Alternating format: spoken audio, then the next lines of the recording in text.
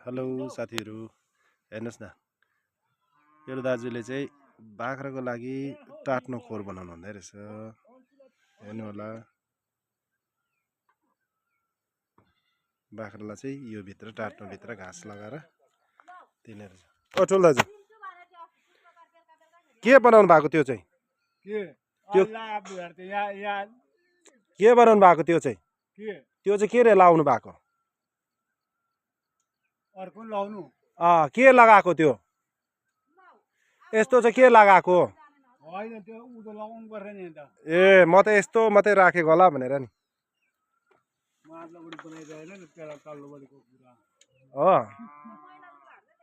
अन्त कहिलेदेखि त्यहाँ बाख्रा लाउने? हो ठुलो दाजु, कहिलेदेखि बाख्रा लाउने त्यहाँ? भोलि।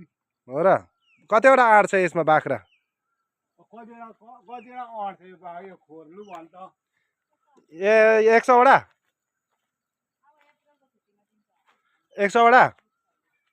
100 वटा आँट छ? कतिवटा अट्छ भनेको?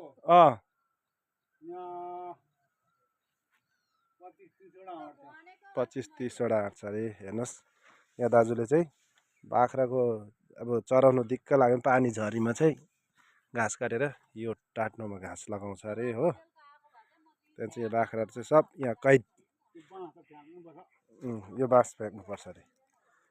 अनि चाहिँ अर्काको मकै खाएर चाहिँ बा यहाँ खोर बनाएको? मकै बारी गएर चाहिँ खोर बनाएको? ए तपाईँको अर्जुनेल नाम चाहिँ के हो दाजु? अर्जुनेल नाम चाहिँ के हो? अर्जुनेल नाम चाहिँ के हो? खास नाम चाहिँ कोही को जाने त? भन्नु नि।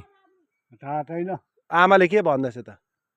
खोइ को जाने, आमाले थाहा छैन आमालाई नि। होइन अर्जुनेल नाम त थाहा हुनु पर्ने त। अन्त तिमीलाई त सबैले ठुलो भाइ भन्छ। खोइ को गार्जेनलाई सोध्नु पर्छ, मलाई थाहा छैन। हो र? थाहा हुनु पर्ने त। त्यो तलको मान्छेलाई चाहिँ राजा भन्छ नि त, उसको नाम चाहिँ के हो फेरि? त्यही होला नि। हो र? फोनमा लाउँदै थियो। के हुन्थ्यो उताको रानी नि? उपर बस्ने चाहिँ रानी हो? बुहारी हो। ए तैँले लाद हेर्दै नि। हेलो भन्नु नि ठुलो दाजु, हात हलाउनु नि।